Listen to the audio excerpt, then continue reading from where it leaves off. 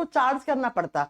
और मैंने इनको कल ही चार्ज किया, मेरे दिमाग में चला था कि चार्ज तो है फुल, और मैंने इसको रात को ऑन ही छोड़ दिया। ऑन छोड़ दिया तो इसका चार्ज डिस्चार्ज हो गया है, इसलिए मुझे इसको थोड़ा सा चार्ज करना पड़ा। तो मैंने आपकी 2-3 मिनट क्लास लेट करवा दी। मुझे लग रहा है कि अपनी क्लास तो हो जानी चाहिए, इसमें इतनी बैटरी तो है, करवा देगा अपनी क्लास तो करवा देगा।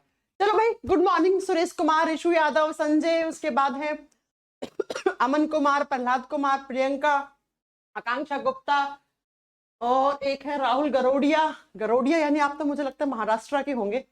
चलिए, क्लास चल रही है ना, कोई प्रॉब्लम नहीं है ना? क्लास ऑडियो वीडियो सब कुछ क्लियर आ रहा है? तो अपनी आज की क्लास स्टार्ट की जाए। बिट्टू कुमार, शिव कुमार, विकास कुमार, सुरेश कुमार, आज तो बहुत बच्चे लाइव आ गए। हाँ, कभी कभी बच्चे कम आते हैं, कभी कभी लाइव ज्यादा आ जाते हैं। चलो भाई, अपनी मोहम्मद इमरान भी आ चुके हैं लाइव। आइए फिर स्टार्ट करते हैं क्लास। ऐसा कोई बच्चा है जिसकी आज पहली क्लास हो? पहली क्लास इन द सेंस कि नया बैच ज्वाइन किया हो, क्योंकि करते हैं ना बच्चे 15-20 दिन तक बाद तक भी एडमिशन लेते रहते हैं। तो बच्चा पुरानी क्लास अपनी पढ़ के आ जाना। वैसे आज की क्लास ही पढ़ लोगे तो कोई प्रॉब्लम नहीं है, क्योंकि हमने चैप्टर कल ही स्टार्ट किया था, ह्यूमन ब्लड। आपको याद होगा मैंने कहा था सर्कुलेटरी सिस्टम में 2 मेजर पार्ट पढ़ने हैं हमें। कौन कौन से? परिसंचरण तंत्र के अंदर हम ह्यूमन हार्ट और ह्यूमन ब्लड पढ़ेंगे। ह्यूमन हार्ट हमारा कंप्लीट हो गया है। छोटी मोटी चीजें मैंने जानबूझ के छोड़ी है। क्यों? क्योंकि बच्चा मैं उसको ब्लड करवा दूंगी तो उसके बाद आपको समझ में आएगा। आपको नहीं पता है मैंने क्या छोड़ रखा अभी ह्यूमन हार्ट में, लेकिन जब ह्यूमन ब्लड पढ़ाऊंगी तब आपको वो समझ में आएगा, पहले वो समझ में भी नहीं आ सकता। इसलिए अब हम पढ़ेंगे आज ह्यूमन ब्लड। और ह्यूमन ब्लड सब ठीक है ना? साउंड वगैरह okay okay okay, good good good good good good good. Okay, आइए हम पढ़ रहे थे ह्यूमन ब्लड, मानव रक्त। देखो हमने थोड़ा सा रिवाइज कर ले कल की क्लास का। मैंने कहा था ब्लड के बारे में जब स्टडी करते हैं तो बायोलॉजी की कौन सी ब्रांच बन जाती है? वो हिमेटोलॉजी बन जाती है। और जो ब्लड स्पेशलिस्ट डॉक्टर होते हैं, यानी कि आपने सुना होगा फलाना इंसान के खून का पानी बन रहा है, उसके खून में ग्लूकोज ज्यादा हो गया, उसके खून का पीएच वैल्यू गड़बड़ा गया, तो हम जिस डॉक्टर के पास जाते हैं उनको हम हिमेटोलॉजिस्ट कहते हैं। उसके बाद मैंने पढ़ाया था आपको कि जो ब्लड होता है वो हमारे बॉडी का कितना % होना चाहिए। ऐसा माना गया है कि आपका जो टोटल बॉडी वेट है उसका 7 से 8% होना चाहिए।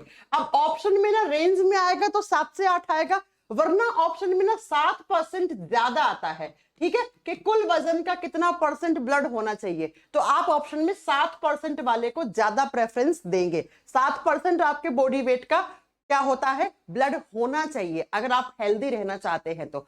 उसके बाद हमने पढ़ा था कि हमारे बॉडी में 2 टाइप का ब्लड होता है। नहीं पढ़ा था तो सुन लो, आपको याद होगा हमारे बॉडी में एक ऐसा ब्लड है, एक ऐसा खून है जिसके अंदर ऑक्सीजन का कॉन्सेंट्रेशन ज्यादा है। याद होगा आपको, है ना? ऐसा खून जिसके अंदर ऑक्सीजन का अमाउंट ज्यादा है, ऑक्सीजन गैस ज्यादा है, अदर गैसेस बहुत कम है, उसको हम क्या बोलते हैं? उसको हम बोलते हैं ऑक्सीजनेटेड ब्लड।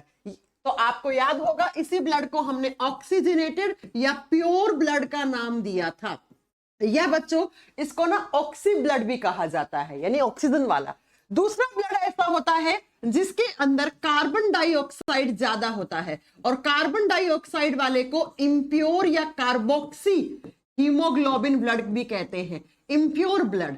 प्योर ब्लड हमेशा जिसमें ऑक्सीजन होगा वो हमेशा रेड कलर का दिखेगा, और ये हमने पढ़ा था कि ब्लू कलर का दिख सकता है या उसके बाद वो ब्लैक कलर का भी हो सकता है। इसीलिए डेड बॉडी, जब आप देखते हो किसी इंसान की मृत्यु हो जाती है तो उसके बॉडी में ऑक्सीजन का लेवल डिक्रीज हो जाता है, और ऑक्सीजन कम कार्बन डाइऑक्साइड ज्यादा है, इसलिए डेड बॉडी नीली पड़ जाती है। नीली पड़ के वो काली पड़ना शुरू हो जाती है।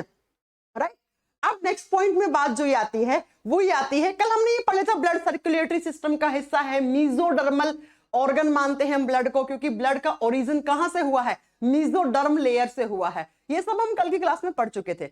अब बात ये आती है, नेक्स्ट पॉइंट ये आता है कि हमारा ब्लड है वो किस कलर का है? वो रेड कलर का है। लाल रंग का खून है हम सबका, कोई ऐसा भाई बंधु तो नहीं है जिसका सफेद है या काला है या पीला है, हम सबका रेड कलर है। अब क्वेश्चन आता है कि हमारे ब्लड में ऐसा क्या होता है? बच्चों एक बात हमेशा याद रखना, हमारे बॉडी में जब भी कहीं कलर की बात होगी तो इन कलर को कौन देता है? कलर के पीछे होते हैं कुछ पिगमेंट्स। क्या होते हैं? कुछ पिगमेंट्स होते हैं। यही पिगमेंट हर एक कलर देते हैं। जैसे आपके बालों का कलर है ना, इसके लिए कोई पिगमेंट होगा। आपकी आंखों का कलर है ये, उसके लिए कोई पिगमेंट होगा, आपकी स्किन के कलर के लिए कोई पिगमेंट होगा। हर कलर जहां जहां हमारे बॉडी में होता है उसके पीछे कौन, आप बताओ कि बच्चा, पिगमेंट्स रिस्पॉन्सिबल होते हैं। ये पिगमेंट्स हिंदी में इनको वर्णक के नाम से जानते हैं। तो खून भी लाल है तो लाल कलर के पीछे कोई ना कोई पिगमेंट होगा। तो हमारी बॉडी में खून को रेड कलर देने वाला पिगमेंट हीमोग्लोबिन होता है। कौन सा होता है? हीमोग्लोबिन होता है। और शॉर्ट फॉर्म में ना इसको कभी कभी HB लिखा हुआ मिलता है। हीमोग्लोबिन की वजह से हमारा ब्लड जो है वो लाल कलर का होता है। अब बच्चों, हीमोग्लोबिन में क्या है उसको जरा ध्यान से समझने की कोशिश करो, ठीक है। ALP के लिए बहुत सफिशिएंट होगा, पवन टैगोर जी। हीमोग्लोबिन में ऐसा क्या होता है, यहां से क्वेश्चन बनेगा। ये हीमोग्लोबिन दो शब्द से मिलकर बना हुआ है। एक शब्द है यहां पर हिम, हिम कौन सा शब्द? हिम। और दूसरा है ग्लोबिन। दो शब्दों से मिलकर आपका हीमोग्लोबिन बना। बच्चा, ये जो ग्लोबिन है ये एक प्रोटीन है। ये क्या है? एक प्रोटीन है।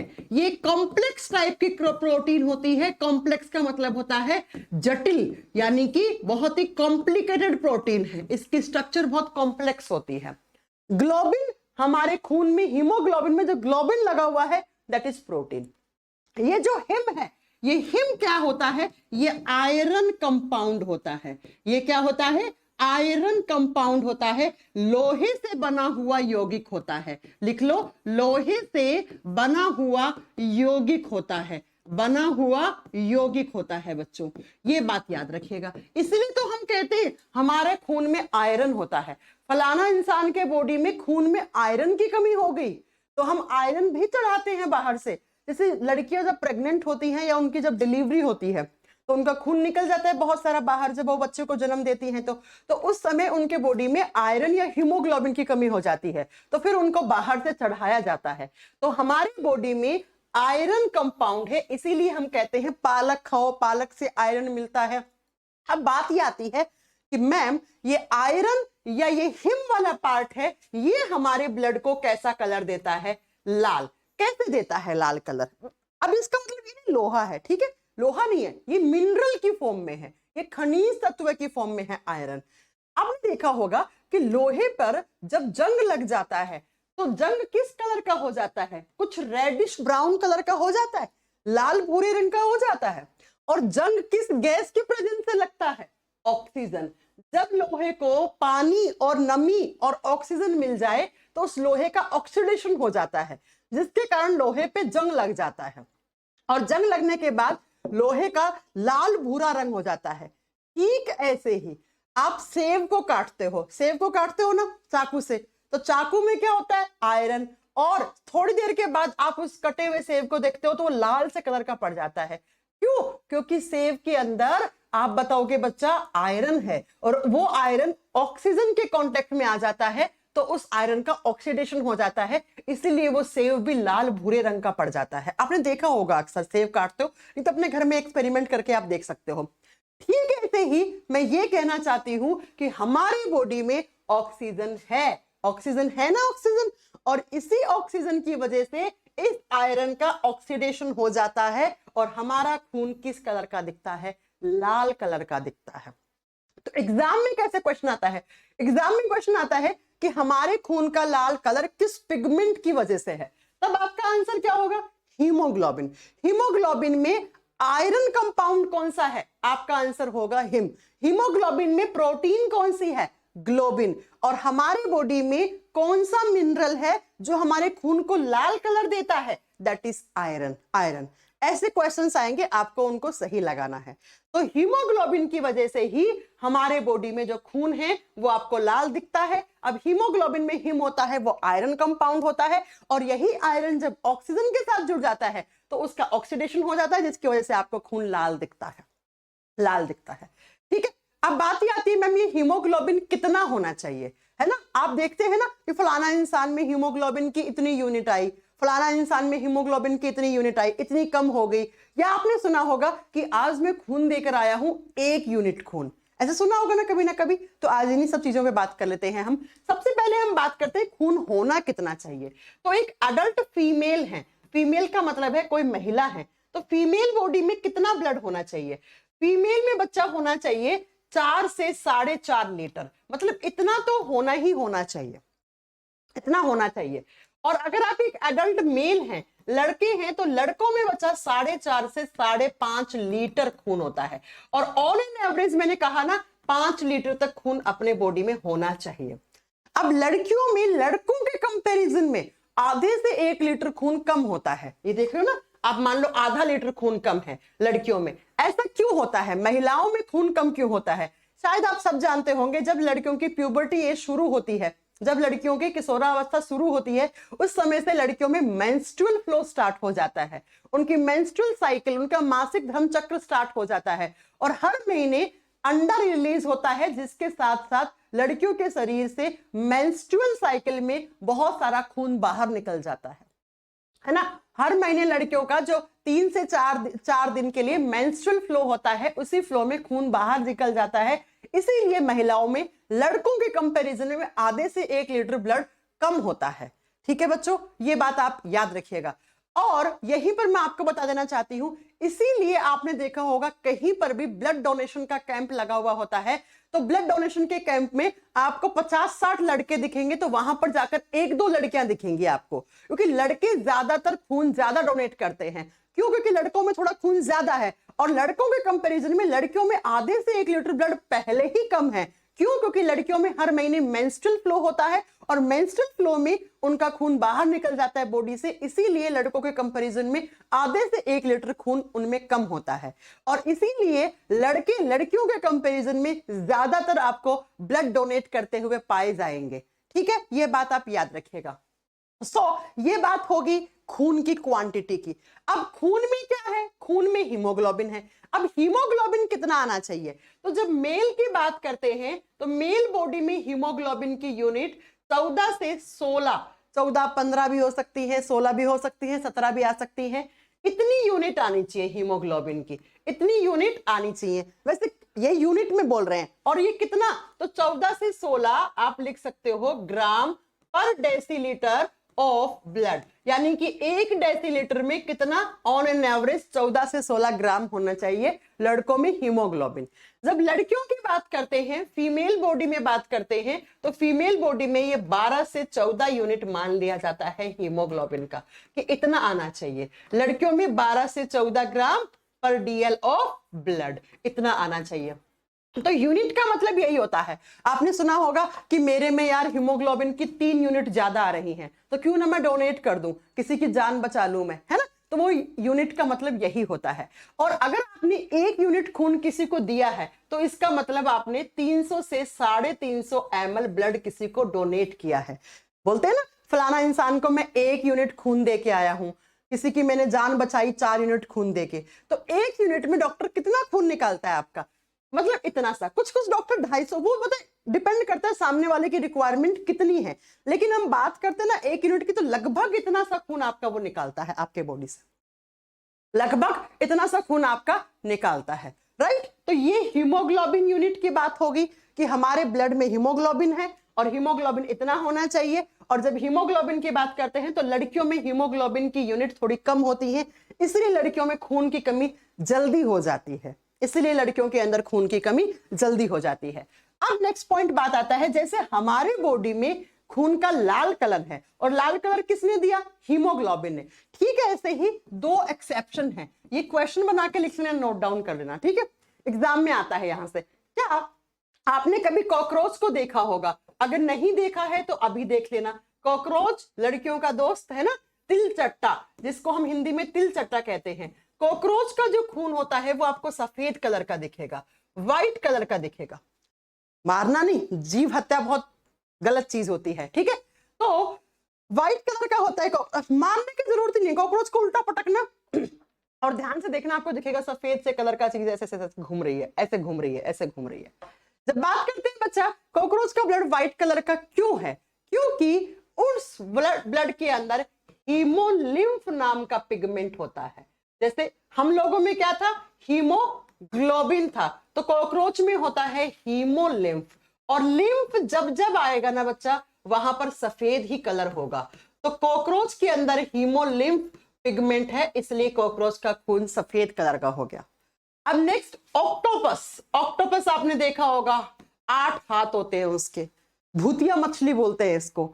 ऑक्टोपस हो गया, प्रॉन्स हो गए, प्रॉन जिसको हम हिंदी में बोलते हैं झींगा, झींगा, ऑक्टोपस, चाइनीज वाइनीज लोग खूब खाते हैं इनको।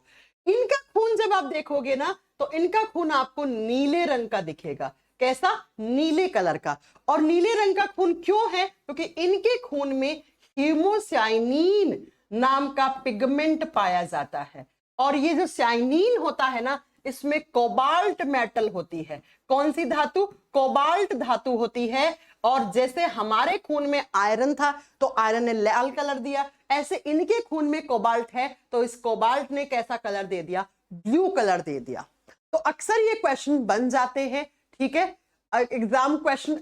एक बच्चा क्वेश्चन कर रहा है, मैम जानवरों का ब्लड इंसानों को भी चढ़ा सकते हैं क्या? नान नान नान नान नान, हमारा ब्लड ग्रुप अलग है, जानवरों का अलग है, एंटीजन एंटीबॉडी अलग हो जाएंगे, मर जाओगे भैया। कभी सुना है कि गाय का खून इंसान को चढ़ा दिया? नहीं नहीं नहीं नहीं नहीं, ठीक है। मैम लड़कियों की दोस्त क्यों कहती है कॉकरोच को? लड़कियों को ज्यादा ही प्यार होता है कॉकरोच से, कि इतना प्यार होता है कि उसको देखकर वो दूसरे कमरे में भाग जाती है, उछलने लग जाती है, बेड पे चढ़ जाती है, उठ के उछल के, इतना डरती है। इसलिए मैं कहती हूँ मैम नोट्स में 16 से 18, फीमेल में 10 से 12। हाँ मैंने कहा ना, देखो लड़कियों में 10 से 12, 10 यूनिट तक है। ये ना यूनिट मैं ऑन एन एवरेज लिखवा रही हूँ, इस बात को सुनने की कोशिश करना। 10 यूनिट तक भी है तो चल जाएगा लड़कियों का काम, लेकिन 10 से कम आ रही है, 8 आ रही है, 7 आ रही है यूनिट, तो भाई उसको खून चढ़ाने की जरूरत है, उसे हीमोग्लोबिन की जरूरत है। और किसी लड़के में इतनी आ रही है तो ठीक है, लेकिन अब 17 भी आ सकती है लड़के में, 18 भी आ सकती है लड़के में, तब क्या होगा? तब वो ज्यादा है उसके अंदर, तो वो खून डोनेट कर सकता है, किसी को जरूरत है उसको दे सकता है। ठीक है बच्चा, मैंने आपका डाउट क्लियर कर दिया होगा। मोहम्मद इमरान, तो ये दोनों पिगमेंट भी याद रखिएगा, हीमोलिम्फ किस में होता है, हीमोसाइनिन किस में होता है, ये क्वेश्चन अक्सर एग्जाम में आ जाता है। अब ये बात होगी मैम खून क्या होता है, किस कलर का दिखता है, किसका खून कैसा दिखता है। बात ये आती है कि मैम जो खून होता है वो हमारे बॉडी में बनता कहाँ है। क्वेश्चन ये आ रहा होगा दिमाग में कि ये 5 से 6 लीटर खून कहाँ बनता है। जब खून के फॉर्मेशन की बात करते हैं कि खून कहाँ पे बनता है, खून का निर्माण कहाँ हुआ, तो बच्चों ब्लड बनता है बोन मैरोज में। खून जो है वो बोन मैरो में बनता है, और बोन मैरो को हिंदी में कहते हैं अस्थि मज्जा। अब ये बोन मैरो क्या होती है? बोन का मतलब तो हड्डी होती है। आप जानते हैं हमारी हड्डियां अंदर से खोखली होती है। आपने कभी हड्डी देखी है? इस तरीके से एक हड्डी होगी, वो अंदर से खोखली होती हैं, उनके अंदर ऐसे खाली जगह पड़ी हुई होती है, एम्प्टी स्पेस पड़ा हुआ है, और इसी खाली जगह को बोन मैरो कहते हैं। यहीं पे खून बनता है। खून के अंदर जितनी भी सारी चीजें हैं वो सब यही बनती हैं। आपको खून में हीमोग्लोबिन है, आरबीसी है, डब्ल्यूबीसी है, प्लेटलेट्स, सब कुछ यही बनता है, सारी चीजें यही बनती हैं। तो हमारे बॉडी में जो लंबी लंबी हड्डियां होती हैं उनके बीच में बोन मैरो लंबा लंबा होता है, और उन्हीं में ही क्या बनता है? उन्हीं में ही खून बनता है। अब बच्चों हमारे बॉडी में टोटल 206 हड्डियां होती हैं। अब 206 में से कुछ कुछ तो बहुत छोटी होती हैं, जैसे कान में इतनी हड्डियां होती हैं, ये हाथ में देखो इस उंगली में 3 हड्डी है, तो कितनी छोटी है। जब ये छोटी है तो इनमें बोन मैरो भी छोटा होगा, जगह कम होगी, तो इन छोटे छोटे हड्डियों में खून नहीं बनता है। तो लंबी लंबी हड्डियां होती है ना, जैसे ये रही लंबी, ये रही लंबी, ये रही लंबी, ये टांगों वाली लंबी, तो लंबी लंबी हड्डियों में ज्यादा बड़ा बोन मैरो होता है, तो वहीं पर ज्यादा खून बनता है। अप्रोक्स ऐसा माना जाता है 150 से 180 हड्डियां ऐसी होती हैं जिनमें बहुत बढ़िया तरीके से खून बनता है। तो बोन मैरो क्या होता है? बोन मैरो हड्डियों के बीच में जो एम्प्टी स्पेस पड़ा है, जो खाली जगह पड़ी है, उसको बोन मैरो कहते हैं। आपने सुना होगा कि सलमान खान ने एक बार किसी लड़की को अपना बोन मैरो दिया था। बोन मैरो का मतलब ये नहीं है कि हड्डी उठा के उसने किसी बच्ची को दे दी, उसकी जान बचा ली। देखो किसी इंसान का बोन मैरो खराब हो गया तो उसमें खून ढंग से नहीं बन रहा है, तो उसमें खून की कमी आएगी। तो आजकल क्या करने लगे? बोन मैरो का ट्रांसप्लांटेशन करने लग गए। तो क्या करते हैं, यहां पर बोन मैरो में जो लिक्विड पार्ट है जिससे खून बनता है, इसको उठा के सामने वाले के ब्लड ग्रुप से मैच करते हैं। अगर मैच हो गया तो इस लिक्विड पार्ट को सामने वाले की बोन मैरो के अंदर डाल देते हैं और इसे कहते हैं बोन मैरो ट्रांसप्लांटेशन। तो अक्सर बच्चों को लगता है कि किसी ने बोला है कि किसी का बोन मैरो किसी को दे देते हैं, तो इसका मतलब ये नहीं कि उसकी हड्डी निकाल के किसी और में लगा दी। भाई वो कैसे काम करेगा, उसकी हड्डी निकाल दी? हड्डी नहीं, बोन मैरो के अंदर जो लिक्विड पार्ट पड़ा है जहां से खून बनता है उसको उठा के डाल देते हैं सामने वाले की बोन मैरो में। इसे बोलते हैं बोन मैरो ट्रांसप्लांटेशन किया है। ठीक है, तो जितने भी लोग हैं हम सब लोगों में खून कहां बनता है? हमारे बोन मैरो में। लेकिन आपने देखा होगा छोटा बच्चा बहुत छोटा होता है, उसमें तो इतना सा बच्चा, जब बच्चे का जन्म होता है इतना सा होता है और उसमें तो हड्डियां बहुत छोटी छोटी होती है, और जब बच्चा मां के पेट में है तब तो उसमें बिल्कुल भी छोटी छोटी हड्डियां होती हैं, वो मजबूत भी नहीं होती हैं। तो उस बच्चे में खून कहां बनता है? तो बच्चा ये क्वेश्चन अक्सर पीसीएस के एग्जाम में आता है कि एम्ब्रियोनिक कंडीशन, एम्ब्रियोनिक का मतलब है जब बच्चा भ्रूणीय अवस्था में है, बच्चा भ्रूण है, मां के पेट में है, मां के वोम में है, गर्भाशय में है, उस समय उसमें खून कहां बनता है? तो आपको बताना है। तब उसके लीवर के पास स्पेस होता है, उसके यकृत में ब्लड का फॉर्मेशन होता है, उसके लीवर में खून बनता है। ये क्वेश्चन अच्छे से याद रखिएगा कि जब बच्चा छोटा है, अभी जन्म हुआ है या मां के पेट में, तब उसके लीवर में बनता है। लेकिन जैसे जैसे बड़ा होएगा तो बच्चे की हड्डियां मजबूत होती जाएंगी, लंबी होती जाएंगी, उनकी ग्रोथ हो जाएगी, फिर हमारी तरह उनमें भी खून कहां बनेगा? उनके बोन मैरो में बनेगा। तो एम्ब्रियोनिक कंडीशन में, या बोल दे यहां पर कि जो फीटस होता है, फीटस का मतलब होता है छोटा बच्चा, शिशु, उसमें खून कहां बनता है? तो उसके लीवर में। और लीवर भी अगर ढंग से नहीं काम कर रहा है तो एक ऑर्गन होता है स्प्लीन, आगे पढ़ाएंगे आपको, जिसको हिंदी में प्लीहा कहते हैं, उसमें भी थोड़ा बहुत बन सकता है, थोड़ा बहुत बन सकता है, लेकिन ज्यादा लीवर में ही बनता है, लीवर में ही बनता है, यकृत में ही बनता है। ठीक है, चलो अब बात आई आती है, एक बच्चा कह रहे मैम खून कैसे बनता है? भाई आप जो खाना वाना खाते हो उस सब में जो न्यूट्रिशन होते हैं वो खून बनाते हैं। जैसे आपने सुना होगा अनार ज्यादा खाओ खून की कमी है, तो पालक ज्यादा खाओ, हरी सब्जियां ज्यादा खाओ, तो इन सबसे जाके खून आपका बनता है, ब्लड का फॉर्मेशन होता है आपके बॉडी में जाके। ठीक है, जैसे आपकी सेल्स बनती हैं, टिश्यूज बनते हैं, आपके बाल की ग्रोथ होती रहती है, नाखून की ग्रोथ होती रहती है, वैसे खून भी बनता रहता है। बात आती है मैम कि ब्लड में होता क्या है, खून का कंपोजिशन क्या है, ह्यूमन ब्लड में क्या क्या पाया जाता है। हमारे खून में अगर आपने खून निकाल लिया उसमें क्या क्या देखने को मिलेगा। उससे पहले मैं बता दूं हमारे ब्लड का पीएच वैल्यू कितना होता है, ये भी क्वेश्चन आता है। खून का पीएच वैल्यू होता है 7.4, ये पॉइंट है 7.4। अब ब्लड का पीएच वैल्यू कम ज्यादा नहीं होना चाहिए, नहीं तो खून का पानी बनना शुरू हो जाता है। आप जानते हैं 0 to 7 वैल्यू आती है तो वो एसिडिक होता है, अम्लीय होता है। 7 से 14 के बीच में आता है तो वो बेसिक होता है, यानी क्षारीय होता है। तो हमारे खून का नेचर कैसे हो गया? आप कहेंगे बेसिक मीडियम में, एल्केलाइन नेचर का होता है। एल्केलाइन का मतलब होता है भस्मीय प्रकृति। एल्केलाइन का मतलब है कि ये हमारे ब्लड जो है वो बेसिक नेचर में है और साथ में ही इसमें सोल्ट्स प्रेजेंट होते हैं, इसलिए ये एल्कलाइन नेचर का होता है। और हमारा खून पानी में सोल्यूबल होता है, सोल्यूबल इन वाटर, लिख दीजिए, हमारा खून सोल्यूबल इन वाटर होता है, पानी में घुलनशील होता है। आप एक कटोरी पानी लो, उसके अंदर एक बूंद खून की डाल दो, वो उसके अंदर घुल जाता है। आपने खुद ने देखा होगा ये चीज, है ना? ठीक है, तो पानी के अंदर घुल रहा है, क्षारीय प्रकृति का है यानी बेसिक मीडियम का है, और इसमें सोल्ट्स प्रेजेंट है, आयंस प्रेजेंट है, इसलिए हमने इसको एल्कलाइन नेचर का बोल दिया। ये चखने में हल्का सा क्या होगा? सोल्टी होगा। खून को चखोगे तो आपको सोल्टी दिखेगा, वो नमकीन दिखेगा, नमकीन दिखेगा नहीं, सॉरी, टेस्ट में लगेगा। आप खून आप चखा होगा कभी ना कभी, लेकिन पता है कुछ लोगों की आदत होती है, उनको चोट लगी, खून निकल गया तो वो वापस ऐसे मुंह से पी लेते हैं उसको। ये मत करा करो।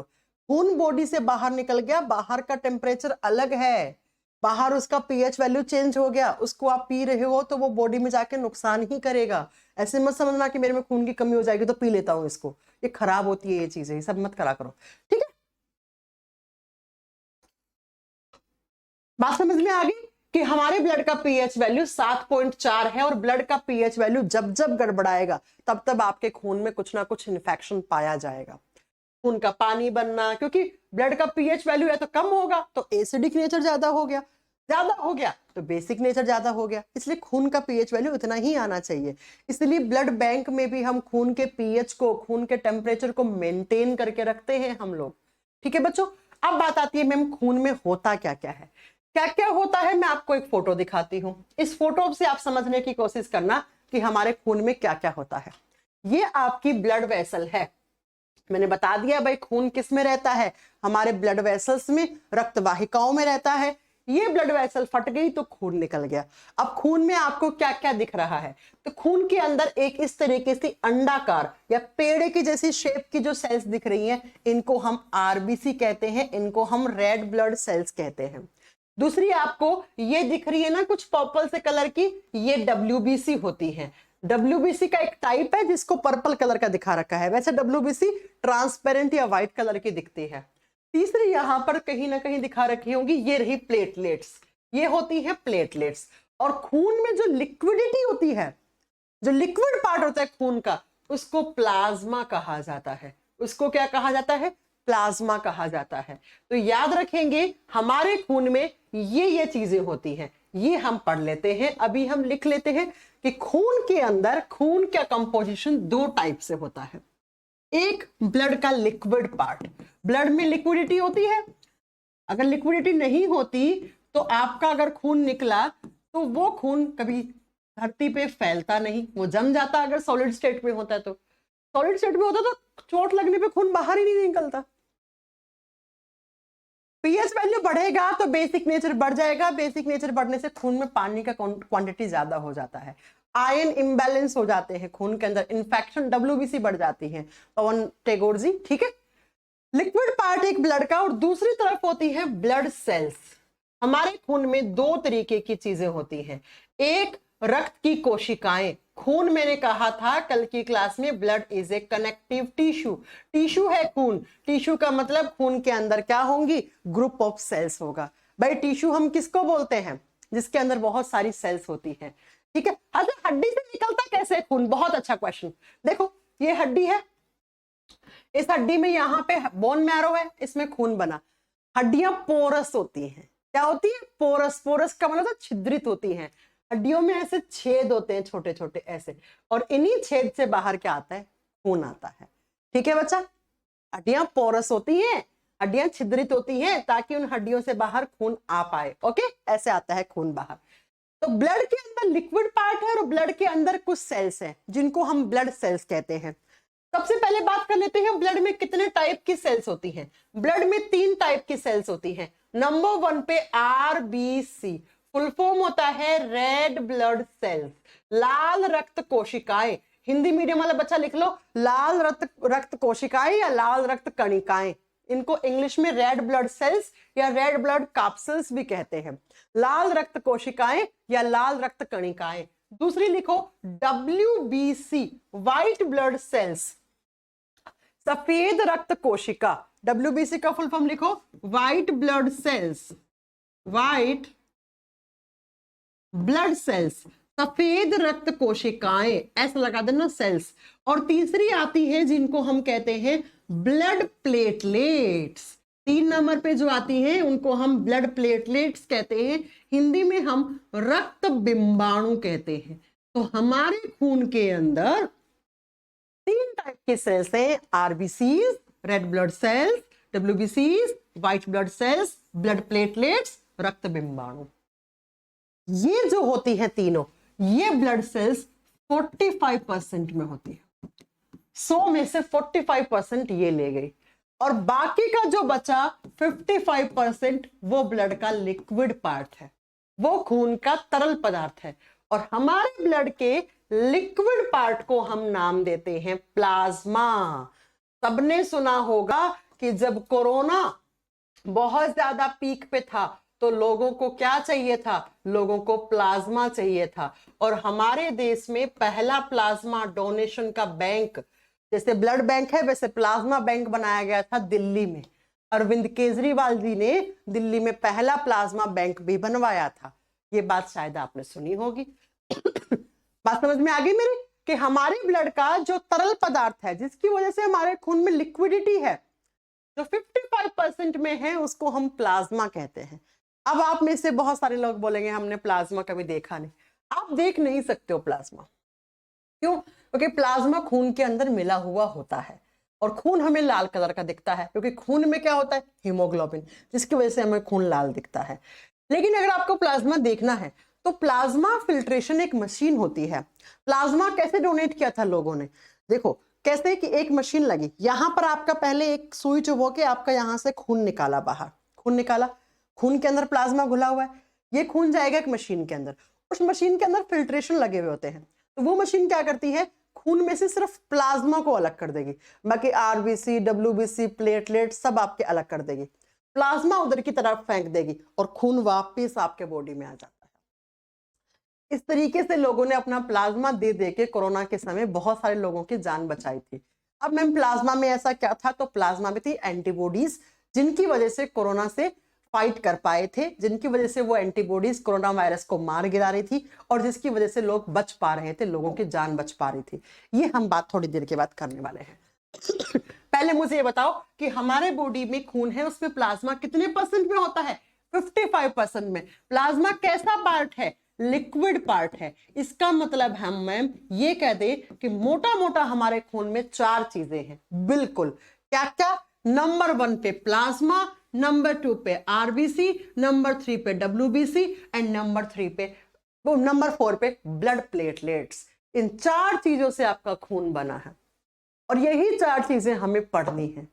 अब इन तीनों में से सबसे ज्यादा ये होती है, खून में अप्रोक्स 99% में आरबीसी सेल्स होती हैं और बाकी के 1% में ये तीनों सेल होती है। देखो इस 45 का 99% में आरबीसी है, ठीक है, ये तो 55 से इधर चला गया ना, 45% को आप 100 मान लो, तो 100 में से 99% आरबीसी है आपके खून में, बाकी 1% में डब्ल्यूबीसी एंड प्लेटलेट्स हैं। और यही 4 चीजों से आपका खून बना है बच्चों, और आपके खून में कुछ भी नहीं है। अब जरा लिखते हैं, नंबर 1 पे लिख लेना प्लाज्मा, नंबरिंग कर लेना, ज्यादा अच्छा रहेगा। तो प्लाज्मा के बारे में पढ़ लिया जाए पहले, प्लाज्मा क्या होता है, क्या इसका काम होता है मैम, कैसा दिखता है हमें खून में, सब बातें कर लेते हैं। सबसे पहला, प्लाज्मा 55% में है और प्लाज्मा हमारे खून का लिक्विड पार्ट है। अब बताओ एग्जाम में अगर क्वेश्चन आ गया क्या कि हमारे खून में लिक्विडिटी किसकी वजह से होती है, तो किसकी वजह से लिक्विडिटी है, प्लाज्मा की वजह से। अगर प्लाज्मा नहीं होता तो आपका खून जम जाता अंदर ही और आप मर जाते। तो लिक्विडिटी की वजह से हमारा खून प्लाज्मा की वजह से लिक्विड है। दूसरा, प्लाज्मा कैसे कलर का होगा, जब इसको खून से अलग कर लोगे तो आपको किस कलर का दिखेगा, तो प्लाज्मा आपको दिखेगा, प्लाज्मा को जो रंग दिखेगा वो आपको दिखेगा पेल येलो कलर, हल्के पीले रंग का कलर। पेल येलो का मतलब है हल्का पीला रंग, येलोइश कलर का दिखेगा प्लाज्मा। जब आपने इसको ब्लड से अलग कर लिया, यानी आरबीसी से अलग कर लिया, खून से अलग कर लिया, मतलब रेड कलर से अलग कर लिया, तो ये पीले कलर का दिखेगा। अब मैंने कहा था जब जब हमारे बॉडी में कोई भी कलर की बात होती है तो ये कलर कौन देता है, पिगमेंट्स। तो मैम ये येलो कलर वाला पिगमेंट कौन सा है, यानी कौन से पिगमेंट ने हमारे प्लाज्मा को येलो कलर दिया, तो इस पिगमेंट का नाम होता है बिलीरुबिन। क्या नाम होता है बच्चा, बिलीरुबिन। बिलीरुबिन नामक एक पिगमेंट होता है जिस पिगमेंट की वजह से हमारे प्लाज्मा का रंग येलो कलर होता है। और ये बिलीरुबिन कौन बनाता है, तो आपके लीवर भाई साहब। याद रखना लीवर बहुत सारे काम करता है, खूब सारे पढ़ाऊंगे आपको। लीवर खराब नहीं होना चाहिए, लीवर खराब मतलब आप भी खराब अल्टीमेटली। तो लीवर बहुत सारे काम करता है, देख लो शुरुआत हो गई है लीवर के फंक्शंस की। तो प्लाज्मा का हल्का पीला रंग जिस पिगमेंट की वजह से है, उस पिगमेंट को हम बिलीरुबिन के नाम से जानते हैं और वो पिगमेंट लीवर बनाता है, लीवर बना के प्लाज्मा को दे देता है, यानी खून में डाल देता है।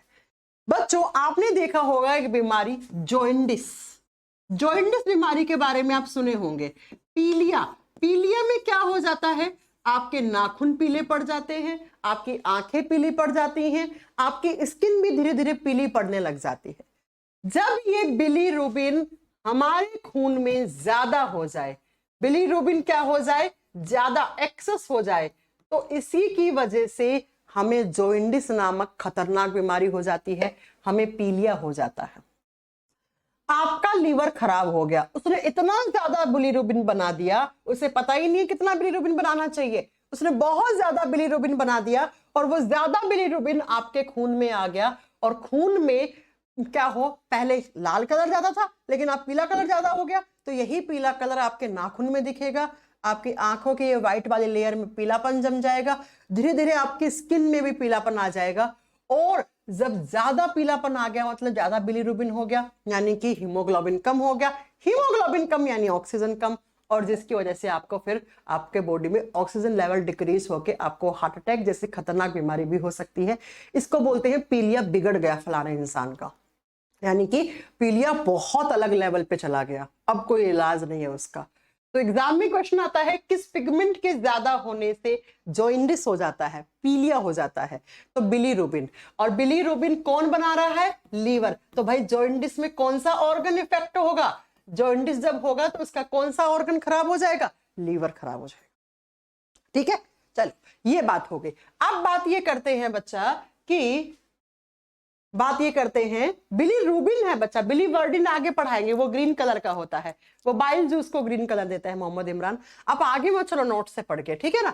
अब बात करते हैं मैम प्लाज्मा का कंपोजिशन क्या होता है, क्या क्या चीजें होती हैं प्लाज्मा के अंदर। कोई आपसे पूछ ले कि प्लाज्मा के अंदर क्या है, खून के अंदर तो प्लाज्मा है लेकिन प्लाज्मा का संगठन कैसे बना, प्लाज्मा में क्या क्या घटक है, प्लाज्मा के अंदर क्या पाया जाता है।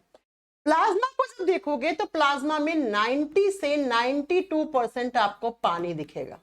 हाँ जी मैम, हम पानी पीते हैं, हमारे बॉडी में 68 से 70% तो पानी है। तो उसी पानी में से प्लाज्मा के अंदर जब बात करते हैं तो प्लाज्मा में 90 से 92% पानी होता है। बाकी के 1 से 2% में प्लाज्मा में आयंस होते हैं।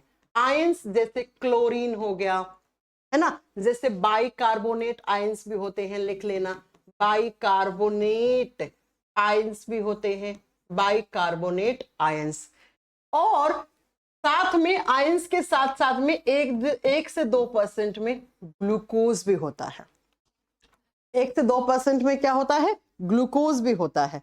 और बाकी का जो परसेंट बचा है, 1 मिनट,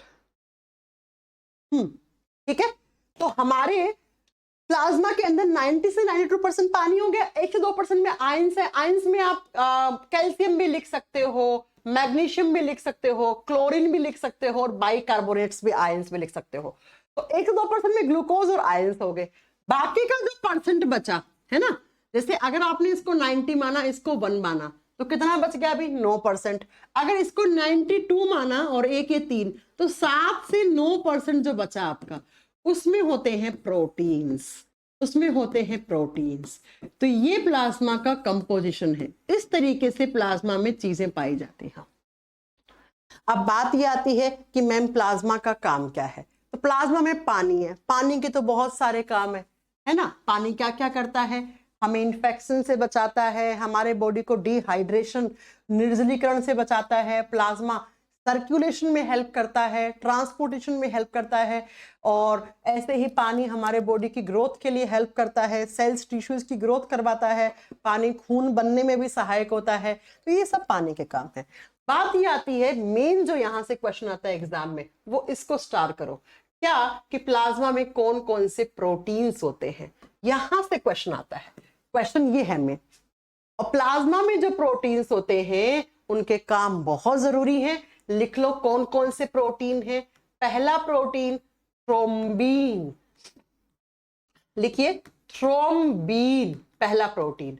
इसी के साथ दूसरा कॉमा लगा के लिख देना फिब्रिनोजन प्रोटीन, फिब्रिनोजन, हिंदी में फाइब्रिनोजन लिखा जाएगा, फाइब्रिनोजन। तीसरा लिख दो प्रोथ्रोम्बीन, प्रोथ्रोम्बीन, प्रो लगा दो आगे, प्रोथ्रोम्बीन। कुछ तो ये प्रोटीन है। इन प्रोटीन तीनों को मैंने एक लाइन में क्यों लिखा भाई साहब, क्योंकि इन तीनों के फंक्शन एक जैसे हैं। आगे हम इनके काम लिखेंगे। दूसरा जो प्रोटीन होता है प्लाज्मा में, मतलब एक कैटेगरी ये बना दी। दूसरा है एल्ब्यूमिन प्रोटीन। आपने सुना होगा एल्ब्यूमिन प्रोटीन अंडे में भी होता है, बिल्कुल होता है, और हमारे बॉडी में भी नेचुरल तरीके से एल्ब्यूमिन बनता है। ठीक है। तीसरा प्रोटीन होता है वो होता है ग्लोब्यूलिन। ग्लोब्यूलिन प्रोटीन, लिख लो ग्लोब्यूलिन प्रोटीन। ये कुछ प्रोटीन हैं जो हमारे प्लाज्मा में पाए जाते हैं। अब इनमें से आपको कोई भी प्रोटीन का नाम दे दिया और पूछ लिया कि ये हमारे बॉडी में कहां पे होते हैं, तो आप क्या कहोगे बच्चा? ये हमारे बॉडी में प्लाज्मा में होते हैं। और प्लाज्मा किसमें? खून। तो भाई ये खून में होते हैं, तो ऑप्शन में खून आएगा, ऑप्शन में प्लाज्मा आएगा, तो आपको करना पड़ेगा।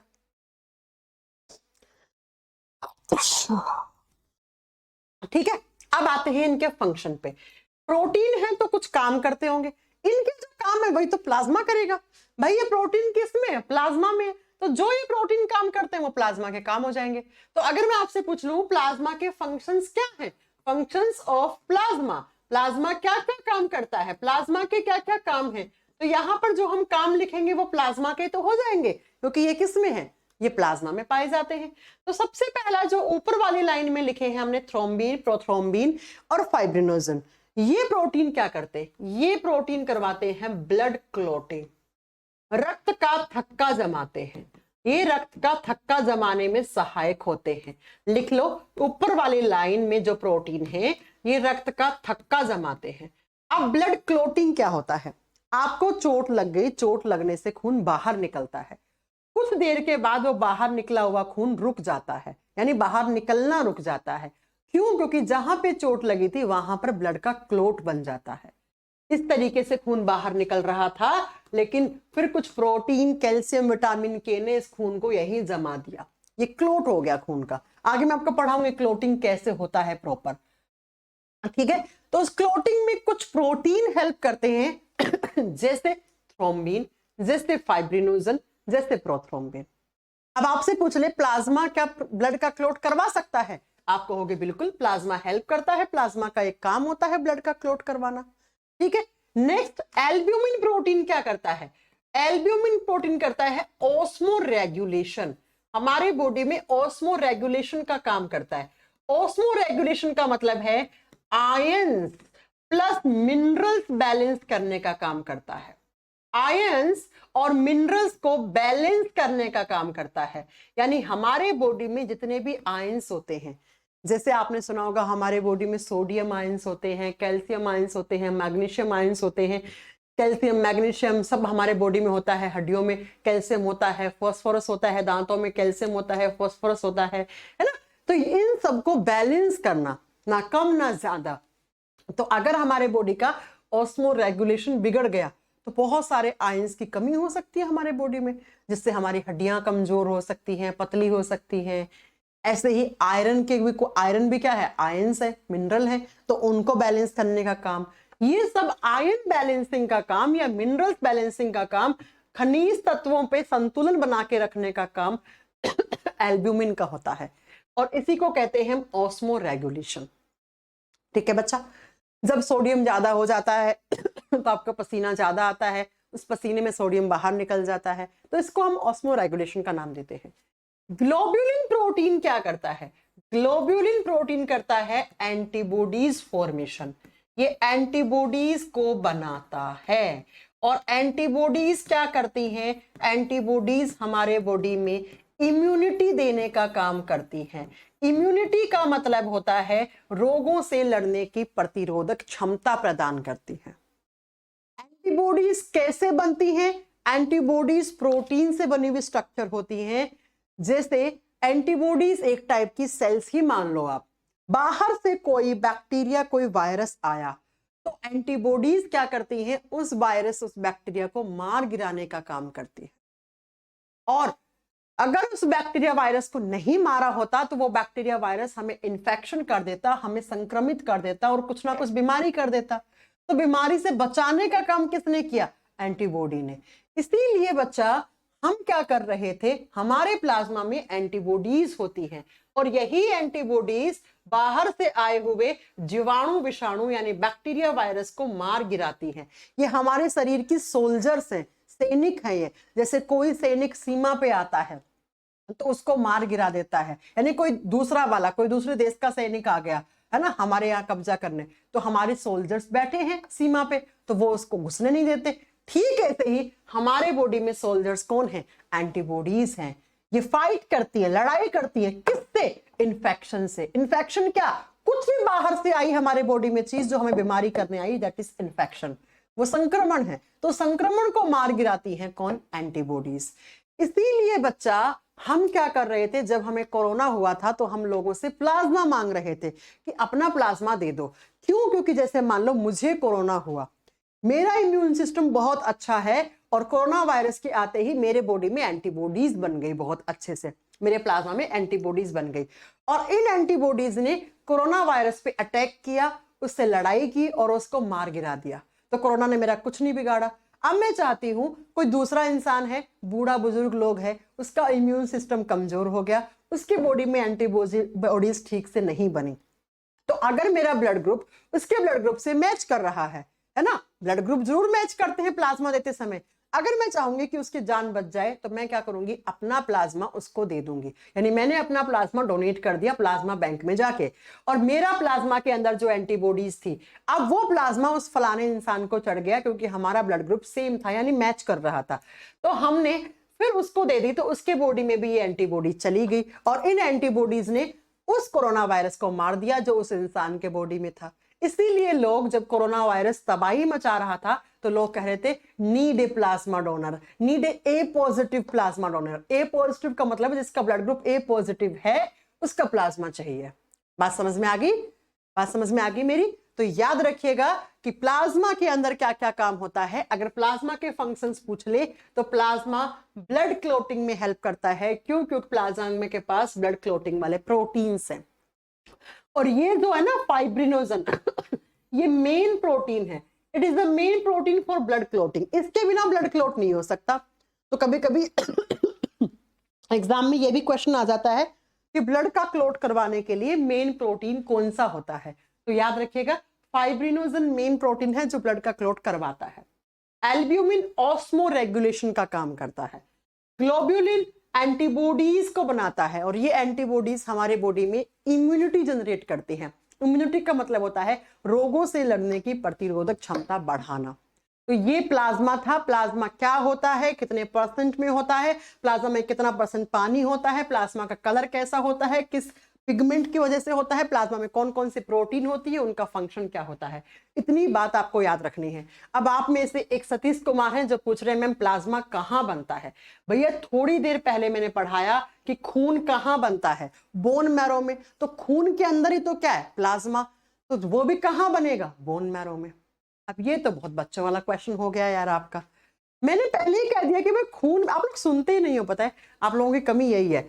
खून जहां बनेगा तो खून के अंदर जितनी भी सारी चीजें वो सब कहाँ बनेंगी, वो वहीं बनेंगी।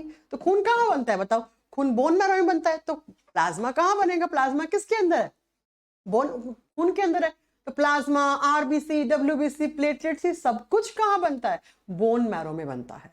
तो प्लाज्मा पहला पार्ट कंप्लीट हो गया। अब बात आती है हमारे ब्लड में 3 टाइप की सेल्स होती हैं। 3 टाइप की सेल्स में से पहली सेल है रेड ब्लड सेल या रेड ब्लड कैप्सूल्स, लाल रक्त कोशिका या लाल रक्त कणिका। ये ब्लड सेल्स है, क्योंकि blood is a connective tissue. Tissue है तो भैया आप समझ गए, ठीक है, कि उसमें सेल्स होंगी। अब ये आरबीसी पढ़ेंगे हम कल की क्लास में। टुडे इज थर्सडे, कल क्लास और होगी फ्राइडे को, फिर सैटरडे संडे आपकी क्लास नहीं होगी। मंडे से फ्राइडे ही पढ़ाएंगे बस। हाँ जी मैम, हीमोग्लोबिन को ही ब्लड कहते हैं। हाँ भाई, हीमोग्लोबिन ही ब्लड है। क्यों? क्योंकि हीमोग्लोबिन जो काम करता है ना, वही ब्लड का काम है। क्या? ऑक्सीजन को ट्रांसपोर्ट करना। आगे पढ़ाएंगे हम आपको। सिर्फ हीमोग्लोबिन ही, आरबीसी का मतलब भी खून है। हीमोग्लोबिन को ही ब्लड कहते हैं। ब्लड का मेन काम क्या? अगर मैं आपसे पूछ लूं कि खून निकाल दूं आपके शरीर से तो क्या हो जाएगा, आप मर जाओगे। क्यों? क्योंकि आपके बॉडी में ऑक्सीजन का ट्रांसपोर्टेशन बिगड़ जाएगा, और ऑक्सीजन को कौन कैरी करता है, हीमोग्लोबिन करता है। इसलिए ब्लड मतलब खून, ओ हीमोग्लोबिन। हाँ, पीएच वैल्यू को भी देखो बच्चा, आपसे एक बच्चे ने क्वेश्चन पूछा कि मैम प्लाज्मा क्या पीएच वैल्यू को मेंटेन करता है? बिल्कुल करता है। क्यों? देखो मैंने कहा ब्लड का पीएच वैल्यू 7.4 होता है, ना कम ना ज्यादा। अब इसमें आयंस ज्यादा आ गए, आयंस क्या आ गए, ज्यादा आ गए। तो अगर H+ आयंस ज्यादा आ गए तो भाई एसिडिक मीडियम बढ़ गया। ब्लड किस नेचर का हो गया, अम्लीय प्रकृति का हो गया। एसिड में कैसे होते हैं, H+ आयंस होते हैं। अगर OH नेगेटिव बढ़ गया तो मतलब आपका खून बेसिक नेचर में हो गया। और थोड़ी देर पहले अभी तो पढ़ा के निकली हूं कि प्लाज्मा का एक काम क्या होता है, ऑस्मो रेगुलेशन, लिखा तो है आयन बैलेंसिंग का। तो आयंस बैलेंस कर रहा है प्लाज्मा, इसीलिए आपके ब्लड का पीएच वैल्यू बैलेंस्ड है। अगर प्लाज्मा आयंस बैलेंसिंग नहीं करता तो ये H+ ज्यादा हो गए तो खून एसिडिक नेचर का हो गया, और ये OH नेगेटिव हो गया तो बेसिक नेचर का हो गया। तो जब ऑस्मो रेगुलेशन लिख दिया तो उसमें ऑलरेडी आयन बैलेंसिंग आ गया। तो प्लाज्मा, यस बिल्कुल सही बात है, प्लाज्मा हमारे ब्लड के पीएच वैल्यू को मेंटेन करने का काम करता है, एकदम करेक्ट बात है। मैम आपसे केमिस्ट्री पढ़नी है, प्लीज आप केमिस्ट्री पढ़ाइए। नहीं राजेंद्र जी, मैं सिर्फ आप जब बैच अनाउंस हुआ था तब भी मैंने बताया था कि मैं सिर्फ बायोलॉजी पढ़ाऊंगी, बिकॉज मेरे पास अभी थोड़ी टाइम की शॉर्टेज है, अदरवाइज मैं केमिस्ट्री पढ़ा सकती, कोई बड़ी बात नहीं है।